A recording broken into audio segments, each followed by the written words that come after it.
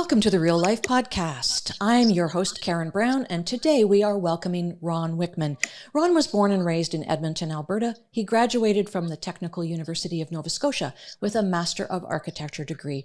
Like many in professional fields, Ron specializes, and his interest was very clear in his master's thesis, which was entitled Beyond the Ramp. It has since been published and is available through his website. Now, I ordered a copy of it, and I was just so mesmerized by it. I found it very thought-provoking because it not only identifies the problems, but it helps us understand the process that went into finding solutions. So welcome, Ron. It's good to have you. Well, thanks for having me. Terrific. Can you tell us, before we jump into a lot of this, what led to your master's thesis? Because I know you've worked a lot in commercial buildings, residential buildings, and community. But that spark that led you to develop that master's thesis, I'd like to know about that story. Yeah, it goes all the way back to when I was born, basically. I was born in 1964, and at about 3 months old, my dad was injured in a work-related accident, and he ended up breaking his spinal cord injury. And he used a wheelchair for his entire life from then on. And that's how I grew up. So I grew up in an environment where I had to navigate the built environment just like he did from a wheelchair. So as we went out to restaurants, movie theaters, bowling, we did a lot. So he had to be strategic about the kinds of activities we could do. We didn't do a lot of hiking, for example. And so when we did go to restaurants, sometimes we just couldn't get in the front door. We had to go in through the back and see where the garbage was distributed and meet the dishwashers and meet the cooking staff. And then we would actually meet the host or hostess who could seat us. So all of that seemed really wrong to me as I was growing up, and it seemed like why is this even happening? And so at a very early age, the seed was planted for me that maybe the built environment could be altered so that we didn't have to change the way we navigated it. And luckily for me, growing up too, my dad was a strong advocate. And later in his life, he became a politician, served 9 years for the city of Edmonton as a councillor, and 12 years as an MLA in Alberta. And I realized that also politics was really not my calling. So I thought that being an architect would be a way to help improve the built environment for people with disabilities. So very early on, in fact, when I was 12, I decided that architecture would be a good profession for me to take on. And so if I knew what a thesis was when I was 12 years old, I had already written it. So I did everything I could from then on to gain the necessary education and requirements to get into a school of architecture. And I did end up going to the university, Dalhousie now in Halifax. The city of Edmonton does not have a school of architecture, so I had to go somewhere. And even when I graduated and ended up going on my own, I still didn't really appreciate the lack of understanding amongst my profession. So I just thought I would be another architect on the block that would do good work, I felt. And maybe one of the bonuses of hiring me would be this lived experience I had with accessibility. But as time went on, I realized that there weren't very many people giving it much attention. So since 1995, when I started my practice, I now pretty much that's all I do is do work related to people with disabilities. And um, I think you do end up becoming more like your parents as you age. So I've also become a strong advocate, and I'm not running for politics, but I'm certainly much more politically active these days. You talk in your book about public spaces a lot. And so we'll bounce off your family's travels to downtown spaces, and you certainly saw a lot of the problems. In your book, you talk about things like grand staircases and things that do need to be renovated and redesigned. How can that happen? Because so many of our buildings are so old. How? Oh, sorry. How can they be renovated? How can these grand staircases be renovated and still stay true to some sort of architectural beauty, which is important to so Yeah. many people? Yeah, and that is a real challenge, and it's also a challenge going all the way back to our training as architects. So, in school, there is a tradition really that goes back to the Greek and Roman times when uh, important buildings, were built on platforms that you needed to get upstairs, a few stairs at least, like the Parthenon in Greece.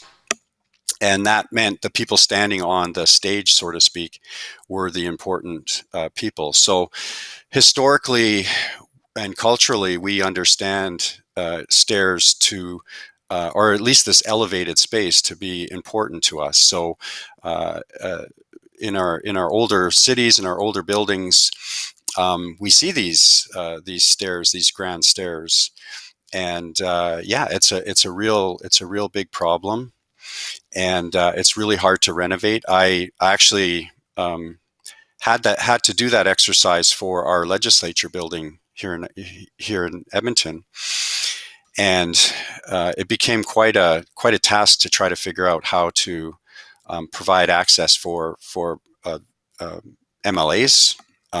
Staff, visitors who use wheelchairs. So, as it stands right now, you go into a side entrance. You have to call security to let you in, and certainly when my father became an MLA, um, the thought that the building needed to be more accessible for him uh, became quite prominent, and they did what they could, but they really never they still have never really addressed that issue of the true dignity of that building and allowing people to enter, well, actually allow everybody to enter the same way.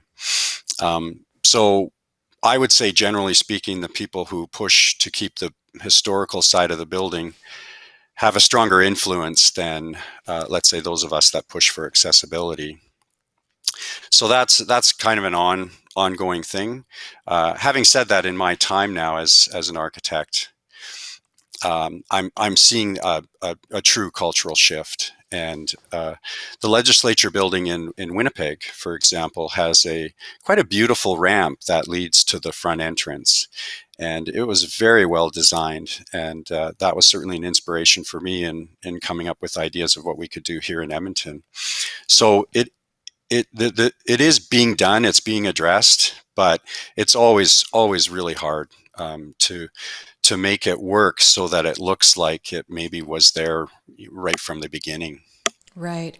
You wrote in chapter 5 of your book about your work with the Premier's Council on the Status of Persons with Disabilities in downtown Edmonton. And I was really struck by the innovative design techniques that were there. And I'm thinking of the handrails with the grooves and the cuts in the floor. Can you tell us a bit about those solutions, how you came to them and how they're employed?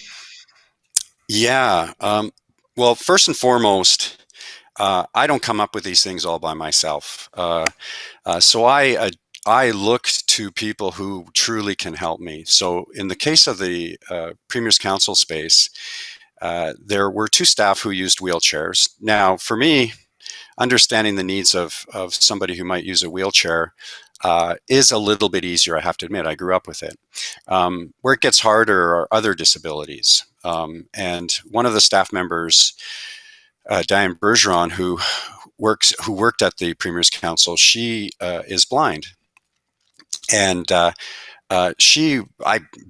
call her my blind muse. So I go to her for uh, all of my needs, I guess, as I need to address uh, um, designing space for people who are blind or have low vision.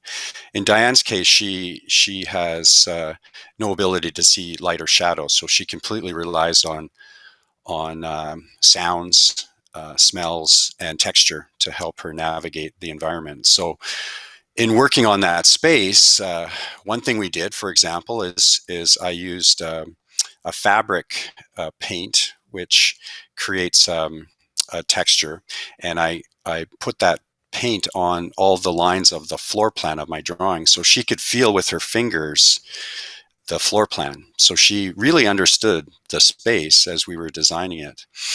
And again, like I said, we used the color and texture contrast squares in the flooring at points where one would have to make a decision to turn or to stop, and so that it's not necessarily intuitive. It's not telling you exactly what's there, but once you get used to using the space, then it becomes easier.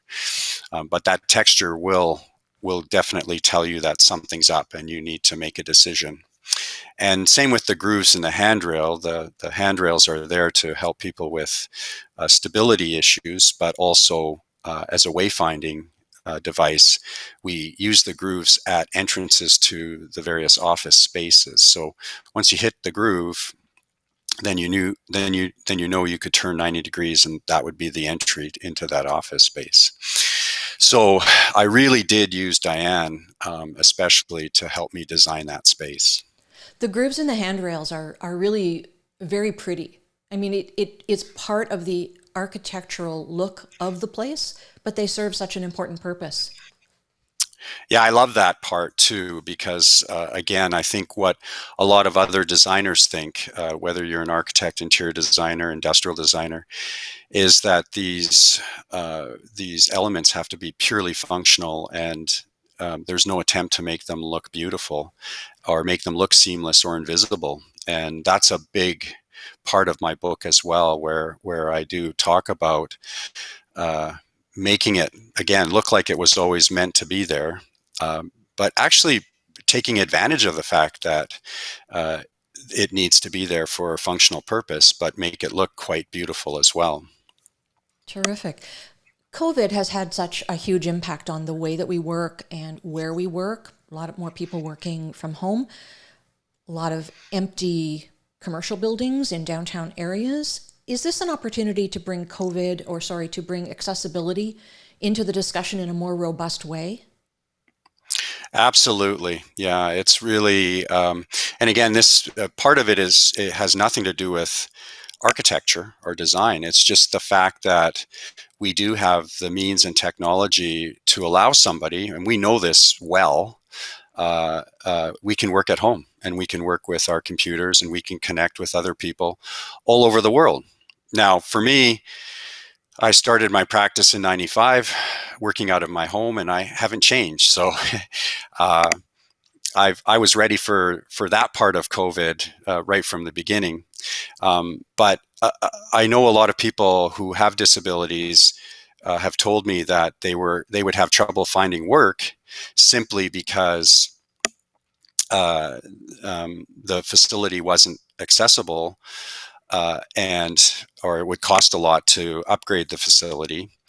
And I think, again, sometimes some people think that maybe somebody in a wheelchair or somebody who's blind doesn't have the same abilities to do these things. So for sure, that part of it's been demonstrated, that we can definitely work remotely. And now we're starting to see the change in office space. Certainly, from a design perspective, the need to keep people a certain distance apart from each other allows for wider spaces between desks, hallway spaces, that sort of thing. So that certainly would make navigating from a wheelchair, let's say, in an office space a lot easier. But it really has raised people's awareness of what people with disabilities, who really are just people, what they can do. So just because you're in a wheelchair doesn't mean it has any effect on your brain capacity. So it's just I think it takes those people that don't understand that to truly understand that part of it. Right. I'm going to quote from your book. Most designers and builders attempt to meet the requirements of the building code without understanding their intent, making it easy to see why true accessibility is not achieved. So how much time do architectural and design students spend during their educational phase actually learning about accessibility? Very, very little. Very little. There are really no classes that one would take. It's not really part of our design studios. So when we're designing a building, uh, it's rarely brought up. Well, in my experience, it was never brought up from professors. Of course, it was brought up because I brought it up as a student. So um, when it is discussed, it's discussed as well. There's the building code. So unfortunately, in schools of architecture, I think the attitude is that you have the rest of your life after school to learn all about barrier-free design and accessibility, and the code will tell you that. And that's kind of like I hate to say this, but that's kind of like the boring stuff. So, don't worry about that now. You're in school, have fun, do things that are edgy and thinking outside the box. But here I was in school going, well, I am thinking outside the box. I'm trying to design a building that is super accessible for as many people as possible. And yes, I want to make my buildings beautiful, and I want to have lots of natural light, and I want to use beautiful materials and create great spatial experiences. But if you design it so that a lot of people can't experience it because you have steps or other issues, then you're really not fulfilling your role as the architect and designer. Right. In your book, there is one point in chapter 4, there are 12 pages that outline the needs of persons with a variety of disabilities, ranging from hearing to sight to mobility. It's really very intimidating, not to provide an excuse for this not to be done, but it is a very intimidating path to follow. Do students in architecture ever hear the term visitability? So visitability is a concept that relates mostly to single-family homes, and essentially it would allow somebody, a friend, a family member, to come and visit for a short period of time to your house. So what you need for that to be able to happen is you need a no-step entrance. Hopefully, it's the primary entrance, but it doesn't have to be. It has to be one of the exterior doors, and then that door needs to be wide enough, typically 3 feet wide, to be able to get through, and there needs to be a pathway at least 3 feet wide that would lead to a bathroom that somebody, let's say in a wheelchair, could actually use. So 3 elements: the no-step entrance, the door and hallway wide enough, and the bathroom. So that allows somebody to come and visit and have a couple of cups of coffee and know that they can still use the bathroom. And interestingly enough, that the term visitability was coined in the 80s. So I had been living it without knowing what it was. So my growing up with my father, friends and family would always visit us because it was just easier for my dad to have people at his house because he could easily get in, of course, and he had a bathroom that he could use. Whereas if we went to a friend's house, usually that meant me helping my dad up the stairs, and in winter conditions, that was never safe. And then he could only stay for a short period of time because if he had 3 cups of coffee, let's say, then they typically wouldn't have had a washroom that he could use. And the worst case scenario would be that he would go down the hallway and literally pee in a cup and then have to pass it to somebody to pour down the toilet. So, that's not the kind of way you want to have things work. So Visitability is very easy to do, but still, again, it gets back to that sort of cultural understanding. It's really hard to promote because part of it is people just don't understand what it is, and part of it is people think it might not work right for them, or they don't need it, so they'll get it when they absolutely need it, which is typically too late. Why do we still build houses with 2 or 3 steps? Because in other countries, that's more rare than it is common. But for us, it seems to be what we have to do. Why are we still doing that? Yeah, well, two things. Well, actually, many things, but one major thing is our environment. So we do have winter here, so we do have a frost line that we have to build below, and we have lots of moisture issues, and we build with wood. So those two things kind of have created a situation where we want to get our floors above the ground level so that our wood floors are not touching the ground and getting wet and then rotting and that sort of thing. So traditionally, we've built homes to have at least about a foot, 8 inches to a foot of concrete before there's the wood floor, the wood floor joists. And initially, we would have just dug down as deep as we needed to have the foundation not move with our freeze-thaw cycles. But somewhere along the line, somebody said, well, if we just dig a little bit further, then you can have all this, like if you have 1,000 square feet on the main floor, you get another 1,000 square feet underground, which is the basement. And so then the basement became quite desirable.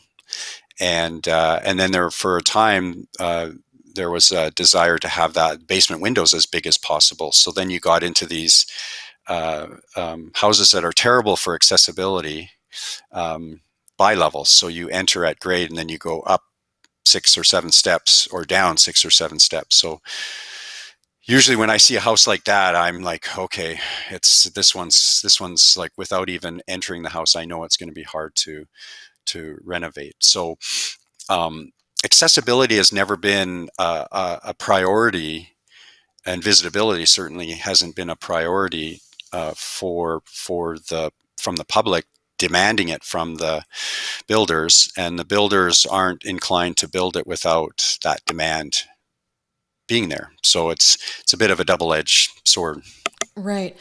I find that the more I talk to contractors and builders, as well as homeowners, nobody knows what to ask for. Nobody knows standard terminology. It's just this vast area of really not understanding. Somebody says they want a shower. They get a shower that is, a certain size with a lip to step over. There's not really the default of not having a lip in the shower. There's not a default of having a stepless entry anywhere. And nobody really understands that. Builders struggle with it. They fight back against it all the time. So it's as much about educating homeowners to ask for it, isn't it, as builders to do it? Absolutely, yeah. And I throughout the years, I've kind of flip-flopped as to who I blame. I shouldn't necessarily put it that way, but like sometimes I'm kind of mad at the builders because I think, well, just build it, right, and they'll buy it from you. But I know that builders, especially with spec housing, they don't make money unless they can sell it. So they're not inclined to spend any extra money, even if it's not much at all, if they don't see any kind of return for that. So yeah, I don't blame them for not building things that they're not getting asked to do. But then at the same time, the public doesn't know what to ask for. So I know a lot of people who have said, oh, my builder told me I can't have a no-step entrance. It doesn't meet the building code. So that's just wrong. But maybe the builder's sincere and really thinks that, but it's just not true, right? So it really does. What I've been thinking a lot about lately is that we kind of need a critical mass of people that do understand the issues. So from all ends. So we need a good number of people out there in the public that can speak confidently about accessibility issues like visitability. We need a good number of builders that are familiar and know how to do it quite easily. We need the media, people in media, to be able to talk about it more with confidence and have more articles in, well, I'm dating myself, articles in papers, I guess, or articles where, however you find them, social media. And we need it to be on the radar of our politicians, and that's really a big problem. I know here in Edmonton, it's been a struggle to get our city council to really buy into this. So yes, they say this is an important issue. We want to have our built environment to be accessible for all our citizens. They say that. And when they have control of their own buildings, like the libraries and the rec centers, they actually do a really good job.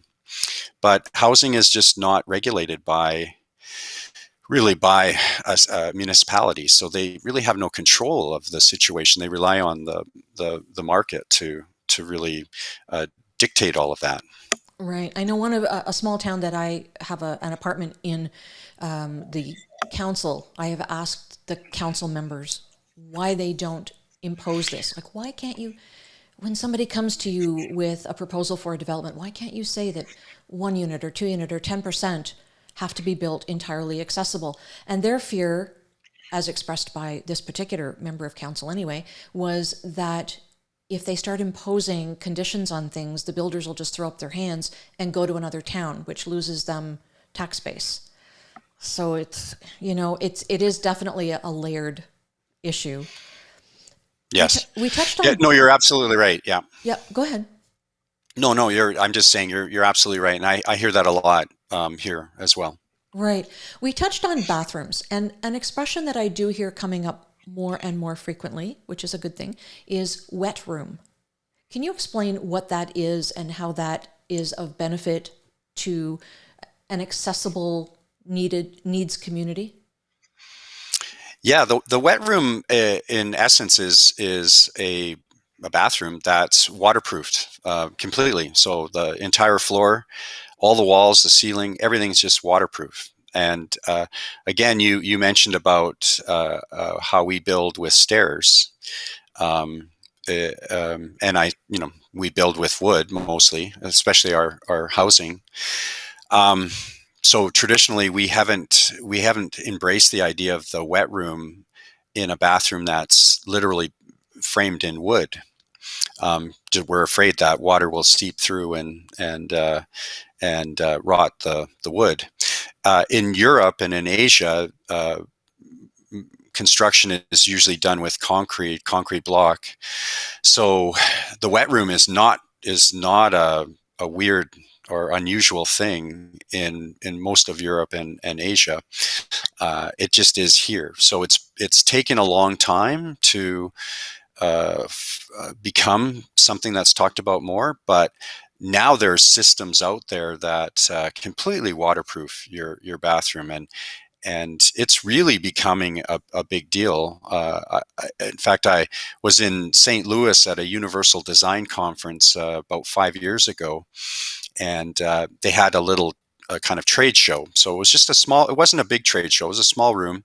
There were maybe 12 booths, and 4 of them were shower systems. So there were 4 competitors trying to convince me that their wet room product was the best out there. So that really told me that there's a real market for this, and you're just seeing it more and more. And of course, in the United States, just the sheer population, maybe somewhere around 70 million people are over the age of 65 in the United States. So that's a big market, and so they're seeing that people as they're aging really like this idea, because it absolutely looks gorgeous, and it looks like anything you can imagine. Any kind of washroom that you want, any tile you want, your fixtures, your plumbing fixtures, your lighting, everything is exactly the same as you could imagine. The only difference maybe is that there's no curb at the shower itself, right? So I don't think anybody would notice that. Uh, I know for myself, I've had real trouble convincing clients that the wet room is it's just a beautiful room, and you'll love it. So that happens every single time that we end up finishing the bathroom. My clients love their bathrooms, their wet rooms, but there's that initial resistance that certainly is there because they haven't seen enough examples to feel confident that theirs is going to look really good. Right. And, that speaks to all of our communities. I mean, pick one. It doesn't matter whether it's rural or urban. None of them are really great places to grow old in because of the way that building has happened over the decades and decades. So, how do we come back from that? How do we make these places good to live in? Because they sure as heck aren't building more long-term care facilities. Yeah. A couple more decades, that population will fall off. So they don't want to do that either. I think I think it's taken hundreds of years to get us to this point. So hopefully it doesn't take us long to get us out of it. But I think the big key in all of this is when we think about the wet room, for example. I think the big key is to not just promote it and the concept of visitability as well, not just to promote it to people who are aging or people with disabilities, but it really is for everybody. Like, who wouldn't want a wet room? Even if you're a young couple, it's a great room. It's easy to maintain. It's easy to keep clean. You're a young couple, maybe with a small child, and you don't have time to spend cleaning bathrooms all the time. So this wet room it's so easy to keep up. So people with dogs, they can just, hose down their dog in the shower area. There's just so many advantages. And when more of our population starts to see the advantages for themselves and not just for maybe our more frail population, people who in that elderly or people with disabilities, then it'll start to really change, right? And visitability is just like that. The no-step entrance. I could give you so many examples of my own house. Like, we sold a couch, and the guy that came to pick it up, he just walked into the house, didn't think much of it, and then he grabbed the end of the couch and started backing up. I grabbed the other end, and he started backing out of the door. And then after a few steps, he started kind of reaching his foot back for the step. He didn't realize when he entered my house that there were no steps. Right. So he's going, "Hey, wait a minute, there's no steps here." And I said, "Yeah, you didn't notice when you walked in?" He goes, "No, I didn't even notice." He goes, "But this is awesome. Like, I can't believe this. I'm not going to fall backwards." And anybody that's delivered a big piece of furniture or an appliance like a washer or whatever to our house, they just love it, right? And I have two little grandchildren now, and my son and daughter-in-law, they don't have two little dinky strollers. They have this big double stroller thing that is like a small vehicle. So they appreciate just being able to wheel right up to the door. And even in their own house, they of course they know who their dad is, and they're going, "Well, yeah, we really could use a ramp at our house, because I just don't like the idea of this, like, carrying one kid and pushing another kid, and dealing with the steps, especially in the winter time. I'm afraid I'm going to fall." And so, just the way that we build, and then we force ourselves to adapt to the conditions where we we have the ability and knowledge to just build it so much better, right? It is kind of a weird thing when you think about it, but we're just so entrenched in doing it a certain way that we just get used to adapting, right? And that, my dad, as somebody who used a wheelchair, was like that. Like, he just adapted to whatever he had to, because he had no choice, right? Now we have more choice, so people are finding it a little bit easier, but still you run into these problems. Right. I was really struck in your book by one particular picture. It was a picture of a person in a wheelchair traveling down this endless sidewalk. Like the sidewalk just didn't end. It looked so boring. There was no shade. There was no place to sit down. Now I know the person in a wheelchair is in a seat, but for somebody who would have been walking with a cane or somebody walking with small children, there was no place to rest. It was just this endless, boring journey. And that is how we are tending to build these communities these days. They're so spread out. Let me quote from your book again. Communities should be planned so that we are not forced to travel by automobile from our dwellings to our workplaces, shopping, and for entertainment. For those people who do not or cannot drive, the advantages of such planning principles are obvious. Those who do not drive retain the choice. Being able to get to a workplace, to a store, to a restaurant, or to a park without use of a vehicle is a privilege few people who live in the suburbs are given. Talk to me a little bit about how a community would be built in a perfect world and who we're building it for. Yeah, so that, I mean, you've really struck on the heart of my thesis and then the book as well. So that, hence the title, Beyond the Ramp, right? So my thesis did morph from, thinking about a building that would be accessible to the way we design communities. And so part of my research was to look at communities that would be better to live in if you were somebody with a disability, and what would be not as good. And so definitely my experience here in Edmonton is the suburbs are not friendly for people with disabilities, especially those that don't drive. And the more inner city communities, the older neighborhoods, are the ones that at least have the bones and the infrastructure, meaning the different uses within the community, that then people could live close to where they shop, work, play. Um, so so not always are the pathways necessarily accessible in inner city communities, but those are sort of the easier things to deal with.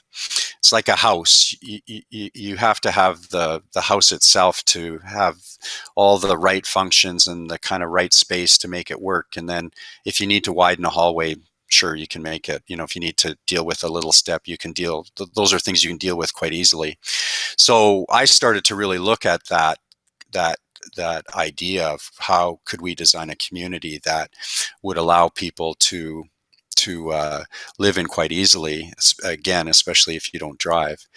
And what I found is that here in Edmonton, we have a community, Old Strathcona, which has a primary street with shopping on it. People love to shop along that street, and housing is nearby with a mixture of affordable and sometimes not so affordable housing. So it's really a good situation for everybody. And then what you find is that so many people can take advantage of that. So lots of problems with the suburbs has been with even relating to obesity, and this kind of disconnect between people now. So this whole idea of having a community that could really bring people together and allow people to access so many more things was something that became very important to me. And what needed to happen in Edmonton, I realize now, so many years later, is we needed that critical mass of people living in the city when finally the city and the city planners decided, yeah, we got to do something about this. So here in Alberta, with Edmonton and Calgary reaching over 1 million people, we're at a state now where we realize it's expensive to keep spreading out. So infill development has become quite popular and is talked a lot about and done quite a bit now in both cities. And places like Toronto and Montreal, they've been way ahead of us just because they were at 1 million people a long time before us. So we're just getting to that point, and we're going through some of the growing pains of that infill housing. Initially, a lot of this infill has not been super affordable, and again, what I'm finding is what's getting lost in the discussion is that we're not talking about infill development that is appropriate and better for people who are aging, people with disabilities. So that's why I've been a little bit more politically active, I guess, as an advocate. Right. For our listeners who may not know, can you describe just briefly what a definition is of infill housing? Oh, sorry. Yeah, yeah. So infill housing would be housing in older neighborhoods. Um, a good way to think about it here, I guess, is older communities that have back alleys, lanes, would be considered an inner city portion of the city. So infill is taking an old house that was built um, 50 years ago or so and tearing that house down and then building. Your book features a very happy picture of you and one of your grandchildren, but you now have two. You must dream about the kinds of buildings they will live in and work in the future. Yes, I do. Yeah, and first of all, um, this is not. This isn't something I would want to or must happen for me. But what I would really like is for one of them to become an architect. Of so, course. so that would be very exciting for me. But that's up to them. But yeah, I do. I mean, even as I've been working as an architect. With my three kids growing up, I kept thinking about their future too, right? And again, I got to live it. I got to live that experience of how my dad related and experienced life with them. So they started to see that Pops was my dad's name for the kids. So they got to see that Pops didn't always get to do things like everybody else, right? So for them too, at an early age, they started to realize that sometimes the world's not always that fair, and I think they're much more compassionate children themselves, and so they'll be tremendous parents themselves too, and so it just has a way of kind of again, I talked about how it took us a long time to get here, so it'll take us some time to get out of it, but that's how we can get out of it, is to just keep educating the next generation to experience that life, right? So I was just mentioning to somebody the other day that there was a time when I was young that people would actually, I know this is hard to believe, but people would actually cross the street when I was walking with my dad wheeling beside me, like in the 70s. Like people were actually so nervous about my dad Are that you they would cross. serious? I'm very serious. And they would cross the street because they just didn't want to be near him. And I found that so curious. I didn't understand as a small child, like why would you, my dad's really cool. Like you'd love him. And they're like, I don't know if they felt like they just didn't want to talk to him because they'd feel like uncomfortable. But at restaurants, people would ask me what my dad wanted. Like, what does he want? I don't know. I can't read his mind. Unbelievable. So so like that's something that our current young people wouldn't really appreciate or understand because they couldn't imagine that there was ever a time like that, right? But Right. there was, right? So now now there's different issues, but um, so yeah, I do very much. I'm very much influenced and guided by this idea of what the future could look like, and I love walking in my neighborhood. I live in a mature neighborhood, and saying hi to my neighbors. And I just picked up my mail yesterday, and a little boy just said, "Oh, you picking up your mail?" And I'm like, "Yeah." He had like an insurance envelope that he was opening up, and just this little boy, a 6-year-old, I found out. I said, "Well, you don't need car insurance. You don't drive." He goes, "No, silly, I'm 6. I don't drive." And and I'm thinking, here I am, like if the parent probably saw me from a distance, they might think I'm sort of creepy or something, right? So I'm like, I'm just having a great little chat with this kid, but that kind of encounter just made my day. I thought, well, this is a great thing, right? And so that's the kind of atmosphere, I guess, in community that I want to try to create. And I don't want people to be other people to be afraid of anybody with any kind of disability. And I think people who use wheelchairs, I don't think there's that same kind of fear factor anymore.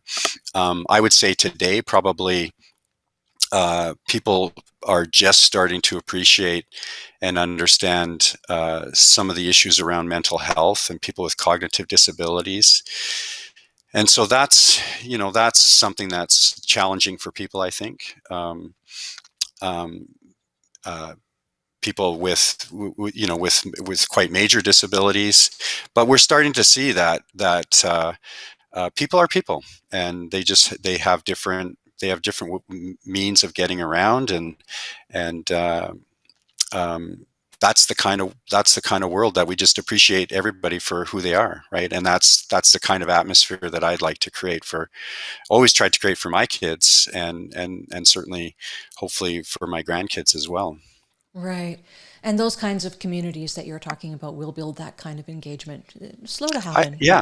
I think so. Yeah. That's a positive note to end our podcast on. So we'll leave it there. But for Great. Anybody who's listening, Ron has 2 books. One of them called Beyond the Ramp, which is his master's thesis. The second one is called Accessible Architecture: A Visit from Pops. And this is your father, right?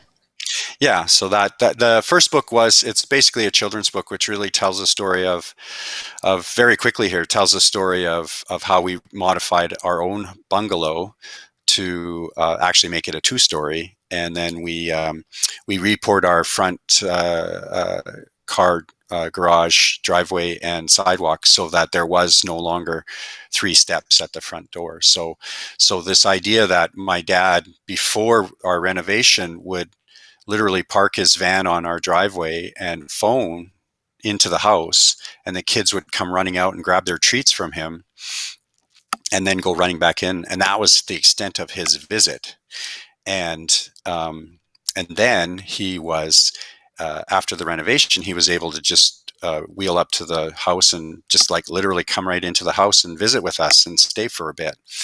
And not only was that great for him and the kids, but my dad and I were very, very close. So it also made great sense. And it was very nice for him to be able to stay, and we could catch up on things. And so, that children's book, I hoped would, be read to young children again, and they would start asking their parents, well, yeah, how come our grandpa and grandma can't come to our house, right? Like, how come we don't? Why do we have steps, right? So at least get that in the conversation. I think this is something we learned back a few years ago, well, a couple decades ago, I guess, when we were doing recycling. We started with recycling. There was a very conscious effort to teach it to the children in school, because then they would go home and educate their parents. So that's exactly the philosophy that you're talking about. Exactly. Yeah. Right. Yeah. Well, thank you very much for joining us today, you're welcome. Ron. I think we've learned a lot. I hope everybody else has as well. And again, we will put all of the links to your books and your website on our show notes. Great. Thanks so much. Thank you. And thank you to our listeners for joining us. And I do hope that you will tune in again for another edition of the Real Life Renos podcast. And until then, thanks again. Real Life Renos, the podcast, is a production of Reno Studios, executive produced by Karen Brown. This is Real Life theme, music, and lyrics by Jane Carmichael, recorded at Swamp Songs Recording Studio in Lucan, Ontario, engineered by Matt Weston. Thank you for tuning in.